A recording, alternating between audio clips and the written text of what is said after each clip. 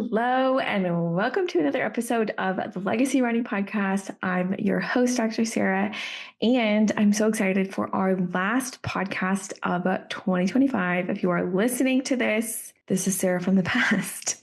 I don't know why I just said that, but it's the last podcast of 2025. Guys, I cannot thank you enough for supporting me on this podcast. I can't tell you how sweet it is to be able to hop on a strategy call with somebody and they're like, I have been listening to your podcast for a year. I've been binging your episodes, or this podcast episode severely helped me in my mental spiral, or just gave me more questions to ask my physical therapist as I was going to physical therapy for hip pain. Honestly, my biggest mission with my content, with my programs, with my presence, like the reason that I am like getting online and showing my face and making a fool of myself some days is that I have a really big mission. 3 years ago, really 4 years ago at this point, I went through my own hip pain journey, and being someone in the medical field, I was afraid to go to medical doctors because of the things that they were going to tell me and not having enough positive insight, positive stories around me. And my biggest mission with starting my business, starting my podcast, starting my Instagram, my TikTok, my YouTube, all this stuff was to bring inspiration and hope to people. My biggest mission was that when people would go to a doctor's office, they would and they got a diagnosis of hip dysplasia, hip labral tear, hamstring, high hamstring, proximal hamstring tendinopathy, bursitis, fluid in their bursa, all of these things, cysts, all these things that they just wouldn't leave in tears ever again, because they knew that there were women that had been where they are, they had gotten through it, they found ways to manage, whether it was surgically or conservatively or both, and they've gotten back to the things that they love, whether that's running, hiking, weightlifting, rowing, all of the above. So as you guys are here, I just want to say that you are helping me fulfill this mission. You are letting me be in your ears and guide you in some way. So I hope it has been helpful and supportive and informative. And as always, if there's anything that you guys want to hear on the podcast, feel free to reach out to me at Hip Doc Sarah on all socials, or you can email me at sarah@legacyrehabandperformance.com. And I would love to deep dive into any topics, conversations that you want to be seeing on this podcast that are going to help support your hip journey. But without further ado, let's get into a very timely episode of things that just don't work for hip pain anymore in 2025/2026. We'll say kind of going into 2026. Things that just don't work anymore. And if you guys follow me on socials, maybe you see that I have a lot of villains, okay? Like I'm saying villains in air quotes of like, there are things that I kind of poke fun of because they are not totally effective in resolving hip pain. And maybe that's stretching or, only using massage or clamshells and banded monster walks. And honestly, these are relatively easy to poke fun of because they're given quite frequently, and I think people just relate to them. But today I'm going to do something unique, and I'm actually going to poke fun at myself. I'm going to poke fun at maybe things that I used to do for hip pain that isn't working anymore. And I really have had to have a wake-up call of like, these are the things that I need to get better at as a coach, as a physical therapist, to really help my clients have and see massive success. So things that don't work anymore in 2025, 2026 for hip pain. I'm going to go through 4, maybe 5. Maybe I'll go through a bonus thing. And my first one is going to be strength training alone. I remember when I first got into the running space, I was honestly like, I really loved running. Like running was something that I was just very consistent with in all of my life. And when I really got into the space, I just enjoyed like the science behind it. I enjoyed learning about running and all of the things that kind of went into it. I mean, I think similar to kind of being a physical therapist, like there's so much that you have to learn, and running was like it was a new hobby for me to learn about different like types of stimulus that you could do to make different changes in your running, like threshold or VO2 max or strides or fart. Like these were all really new things to me. And I just really enjoyed that challenge. But I remember getting into this space and just being like, runners don't strength train, runners don't strength train. And like, that's the reason why you have hip pain and like all of this stuff. And I think like as I actually got more educated into this space, and also as I was like learning about really who my audience is, which is, women with hip pain, I actually was learning that a lot of women do strength train, and a lot of women specifically right now in this day and age. Let me tell you, the amount of people that are like, I want to lift heavy. I want to lift heavy. They're fearful of their bones getting brittle. They know that with menopause or perimenopause coming, that they want to lift heavy to help combat some of these changes. Women are telling me consistently, I want to lift heavy. I want to strength train. I want to do all of these things. And while I think there maybe is some issues of what does that actually look like and how do you ease into that and how do you prepare yourself well for that, I just am seeing that this alone is not going to help with hip pain. And I saw really, as I started working with more runners in this capacity, was like, just because you're discharged from physical therapy doesn't mean that you just go straight into, lifting heavy and that's going to make you feel better, or lifting heavy is going to be the answer to like solving all of these things. What I'm seeing time and time again is like, yes, I really want all of my runners to have a robust, I shouldn't even say robust, have a simple strength program that they can follow. That's really going to help them maintain. But the thing that is going to help them go from, running 30 minutes with pain to running 45 minutes without pain, or doing all easy miles and having pain with speed work versus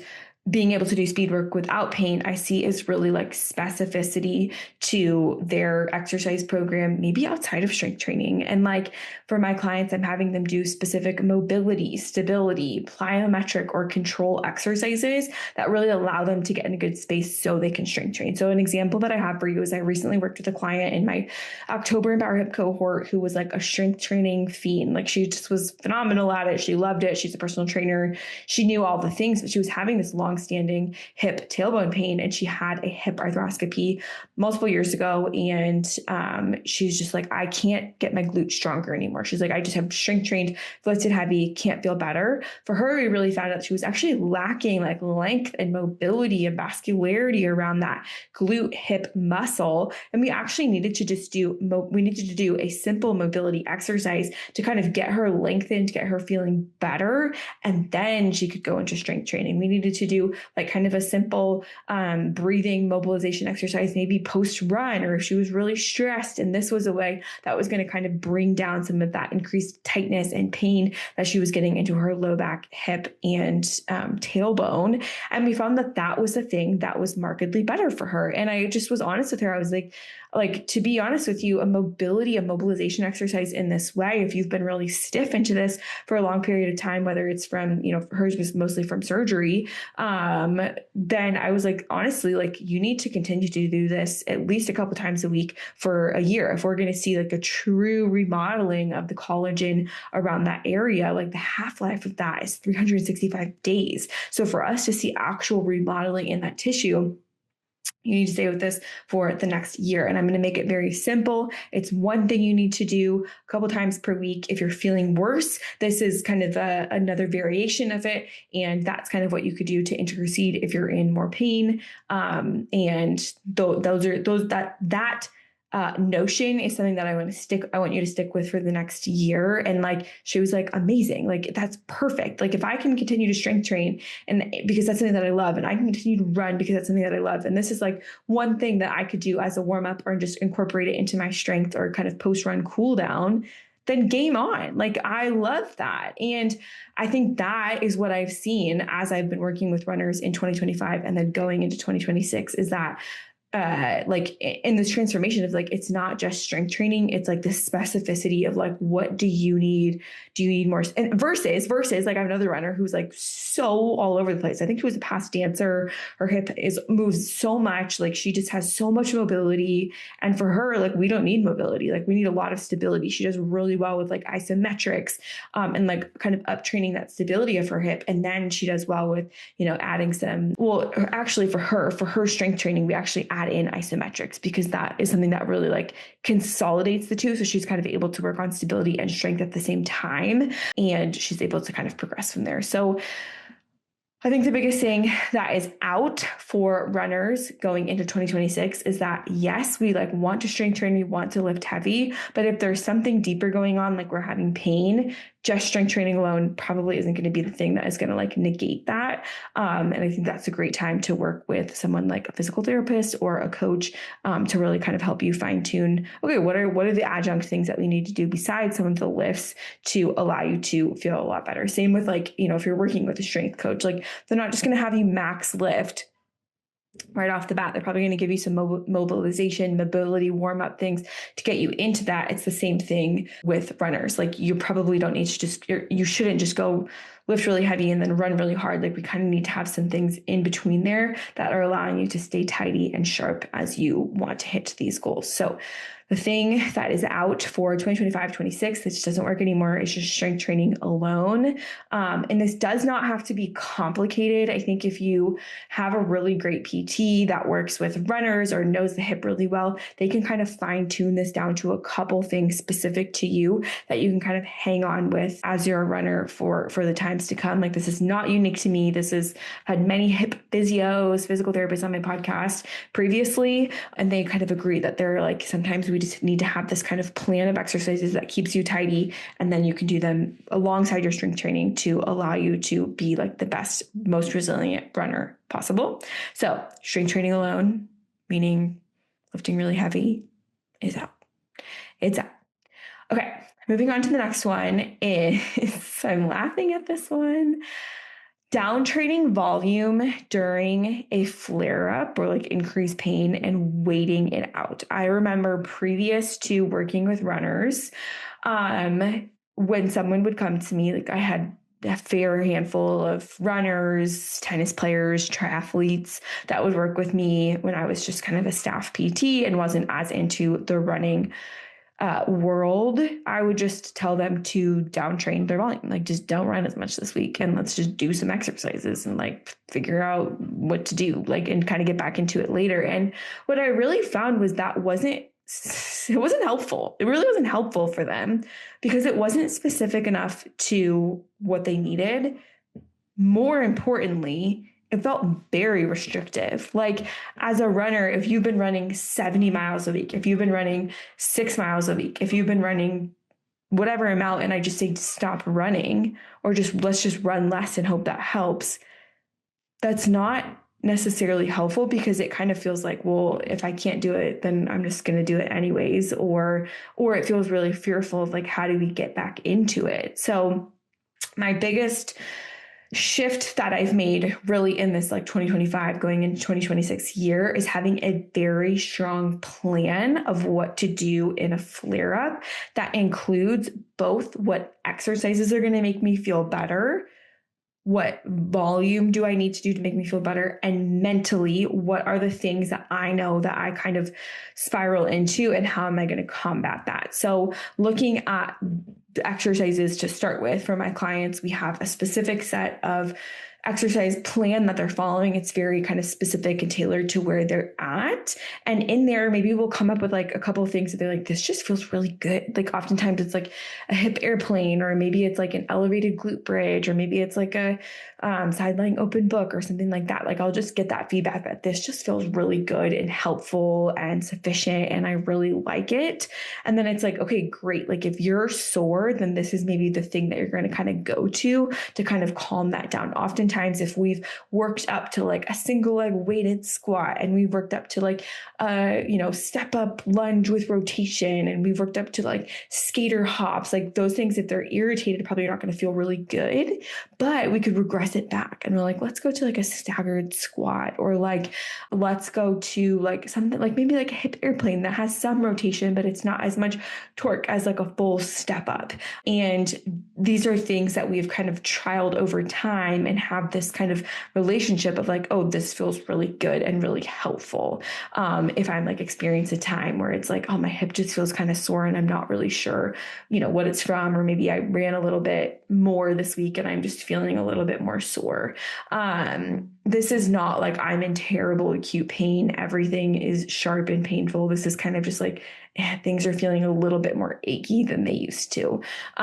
For me, I kind of talk about this a lot on the podcast, but this for me is like a side plank or a back rotation. And typically after like, I don't know, super long international flight, or like if I do a bunch of speed work and I'm not like prepped for that, can be a trigger for me. And doing those two exercises are really helpful for me specifically. So there's a specific exercises that feel good, feel comfortable. And sometimes maybe it's like pelvic tilts or hands and knees, rock backs, like just things that feel really good for that person that don't feel harmful to the hip. And then looking at the volume side of things, well, let's just see what we're at. Like if we're at, like I had a client this past week who like had this random, very sharp, acute knee pain, and we cut all of her volume. I was like, yeah, you've had 2 huge weeks of running. She had a big week of running, and then she did this whole, like, she went to Disney World. So she was on her feet for 1,000,000, hours a day, and then did this exercise, got acute sharp knee pain. And then it got really sick. And then as we were building back, it just was appropriate for us to we cut really all of her volume. We put her on the elliptical instead for those 2 days a week that she was running. And then this week she's kind of back to normal and is back to her normal running volume, where she's doing both 2 days on the ground. And that was a great scenario. Like she had her kind of rescue exercises to do. We did cut all of her volume because it felt appropriate. And then now she's totally back. Versus like maybe there's another athlete who's like, I have an athlete now who was kind of experiencing some like back and hip pain. She has a rescue plan. So she was doing her exercises. She was running 3 days a week, at like 30, and then 40 minutes.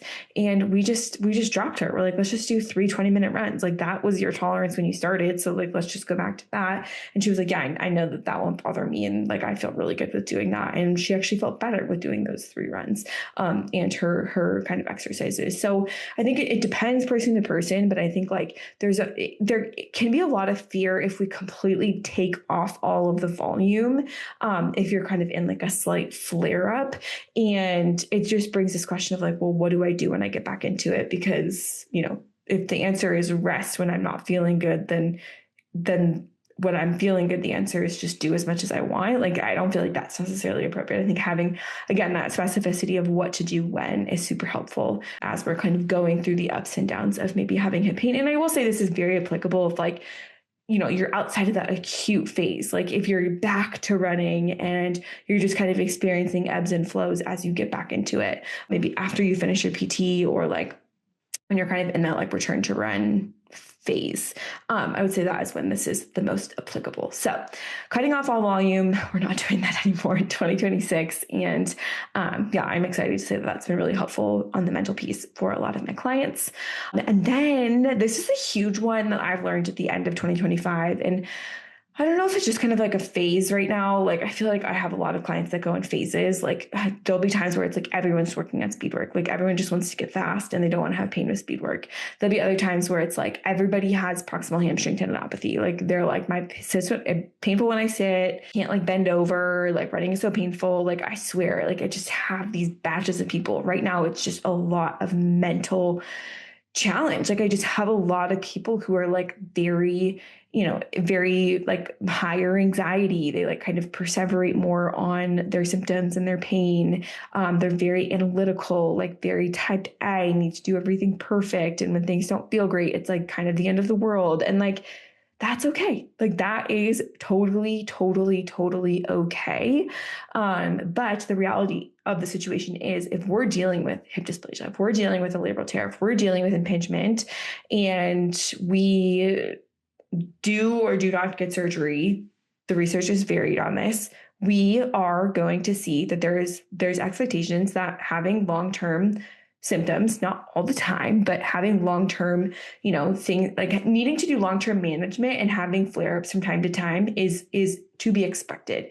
And if you're very type A and like need things to be perfect all the time, when those come, your world's going to fall down. If you're like a very high anxiety, like very like, oh my gosh, I'm wake up and the first thing, I literally had a client say this, I wake up and the first thing I think about is, where's my pain? Where's my hip pain? Like, is it there? Well, if you're looking for it, of course you're going to find it. Right now, ask yourself, is your hip pain there? And it's probably going to start to be worse than, when you were listening to this previously. So I think for me, I really, really, really want to learn more tools of the mental piece. I really want to learn more tools of how to help my clients with that mental piece. And I mean, there's just so many great adjunct tools, especially in the coaching space. Like, I'm just learning that there are so many amazing ways that I can serve my clients with this mental piece.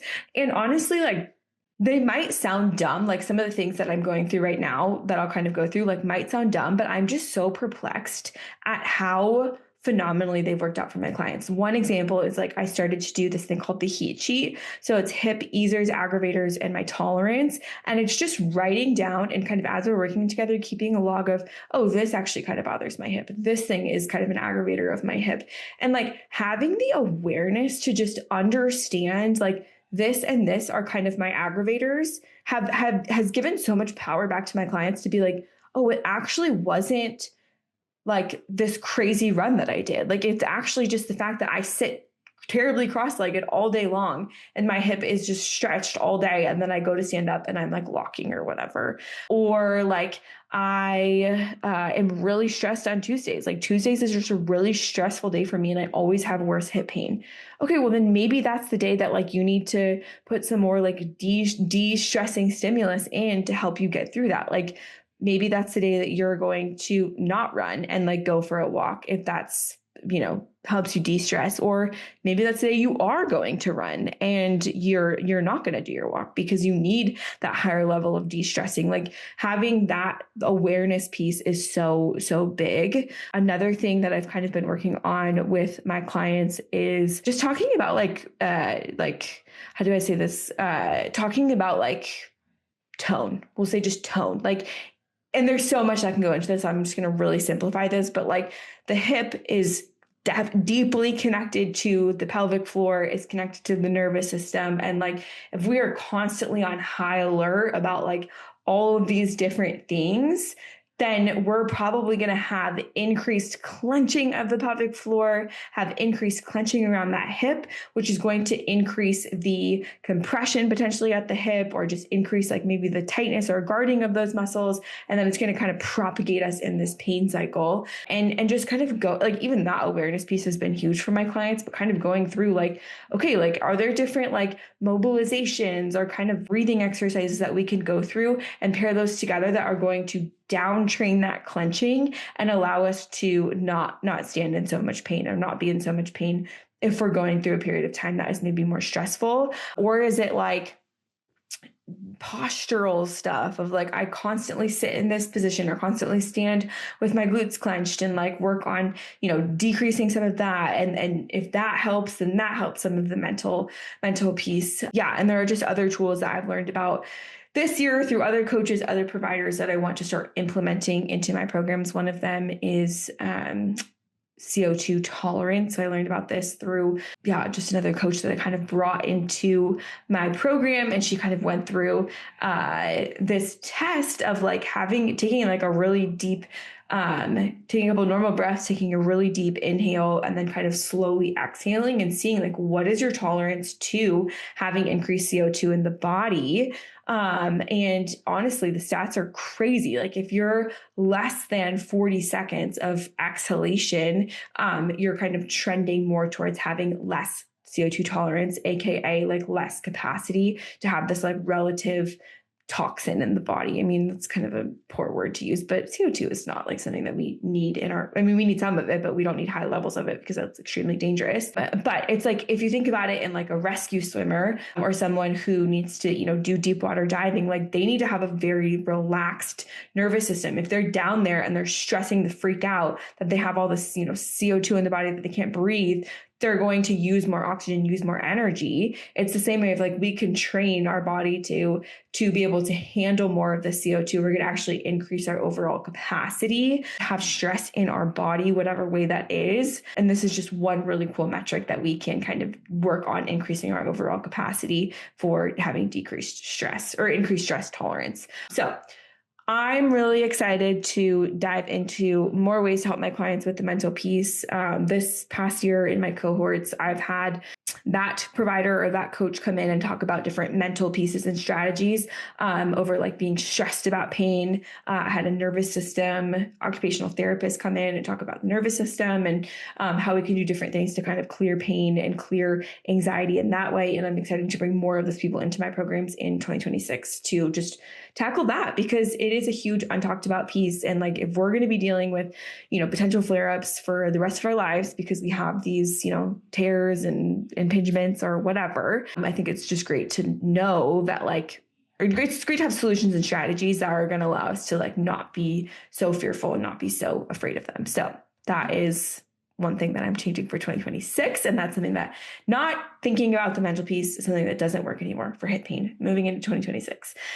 Okay, last two things here, which this is honestly something that I feel like I've done well, but I want to continue to do moving into 2026, is like just not doing things alone. Like, I think when I first started my business and was working with, Empower Hip program, physical therapy clients, like it was just a lot. And like I was building I had connections in my area, but was building more connections, internationally and nationally, as well as like in my area. And I recently moved. So just like building all these connections. And I think at the beginning, like it was so focused on like me and what can I do and how can I help you?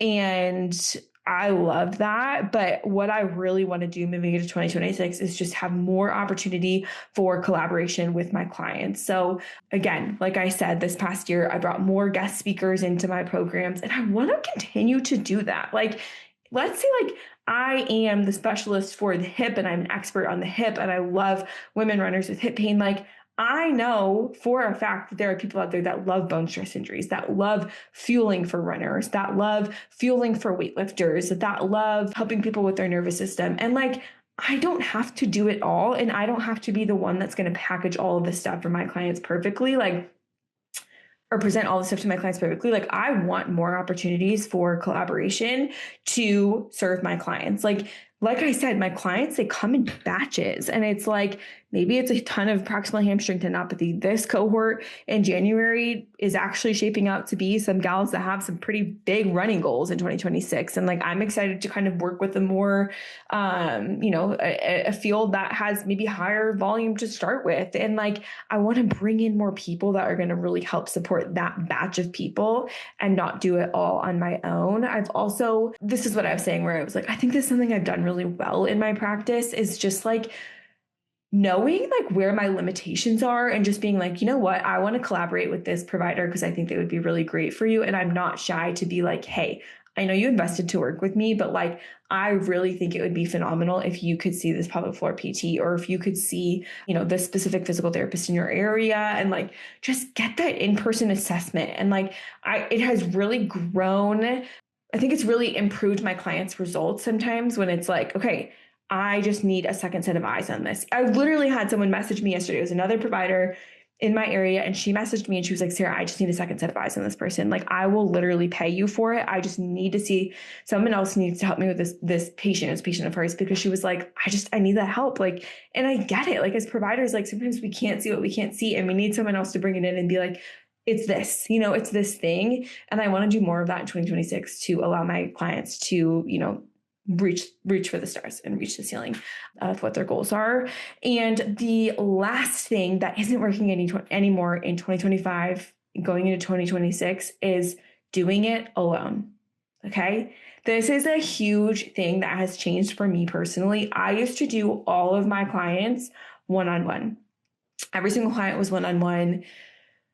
We would do kind of our initial strategy session one-on-one, and then every follow-up call was one-on-one. And I thought this was the way. Like, this is just the way that we need to do it. Everyone's so unique, blah, blah, blah.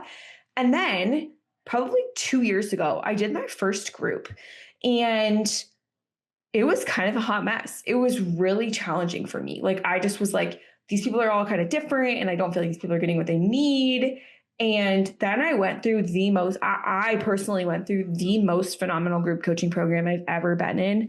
I felt so supported. I felt like I had an amazing community of girls around me that literally felt like my best friends, even though I had just met them. And I got phenomenal results. I got better results being with these other girls because I saw what they were doing. I saw that they were pushing themselves. I saw that they were being accountable. I saw the ways that they were kind of struggling through the things that I was struggling through. And it helped me so much. And the thing that changed was that it was a hybrid group program. So I got one-on-one time with my coach who was, helping me with strategy, helping me kind of come up with new ideas. And then we had like weekly group coaching calls that I got to see, like I got to learn high level principles and kind of see, like watch us all kind of like fumble through this together and like get ideas from other girls. I became very close with two of the girls and just really felt like these are my sisters. Like I say that word so much.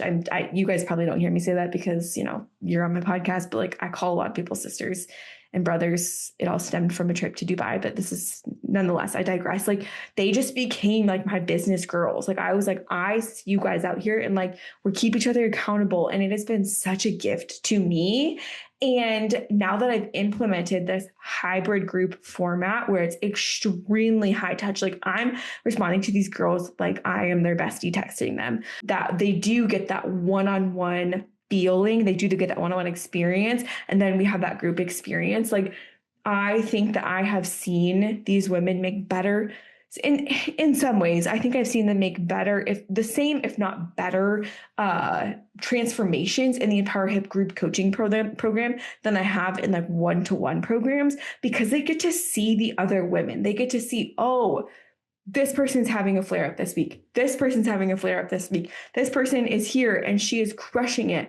This person is here and she's having a down week and she needs to deload and she was really stressed and she took her deload and she felt better. Like we just get to see that like having hip impingement, having bursitis, having labral tears, having hip dysplasia is a relatively common thing. And we don't get to live in these silos of like, this is just my story. Because, okay, I should say this, like having those things are a relatively common thing, but being a woman runner with one of those specific, like being a woman runner with hip pain is niche. Like, I mean, even in my friend group, like I am the only person that I know. That's not true. I'm one of few people that I know that have a labral tear, but I'm the only one of them that likes to run.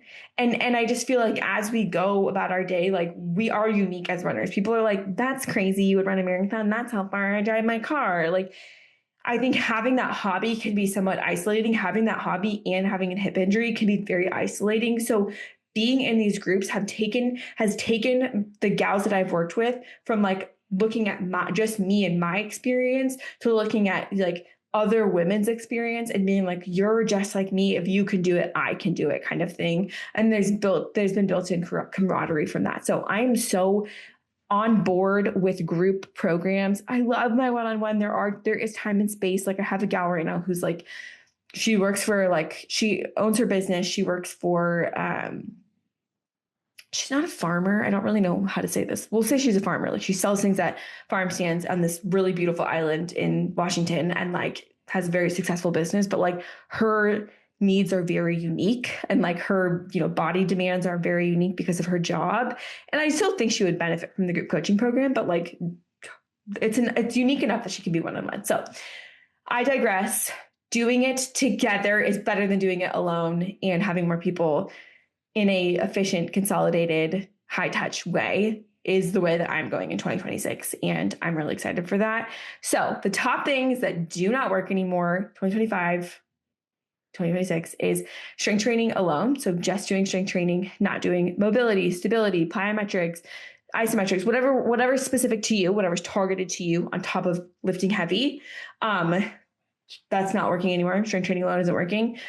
Just resting when you feel bad and running really hard when you feel good. Just not having a plan. We want to have like a strong plan of what we're going to do for our volume, what we're going to do for exercise, and what we're going to cover mentally. That's what I want to do going into 2025, 2026. I want to cover more of the mental piece in 2026. I want to collaborate with more professionals in 2026. And I want to allow more women to do it less alone in 2026. And it is getting out of hip pain main Empower Hip cohort. We are going to start January 19th. So the link is in the show notes to apply. Applying does not lock you into anything. You will fill out a quick application. We will hop on a call and see if it's a good fit for you. Also kind of go over like what I think your just general best next step would be, whether it's with me or not. And I genuinely would love to have you there. If you've been listening to my podcast, or maybe this is the first time and you're like, wow, this kind of sounds like it's up my alley, it's worth it to book the call. I have availability over the next couple of weeks carved out specifically to chat with you. And this cohort is shaping up to be one of the best ones yet. So I'm so excited to hear from some of you guys, and I hope you guys have the best rest of your 2025.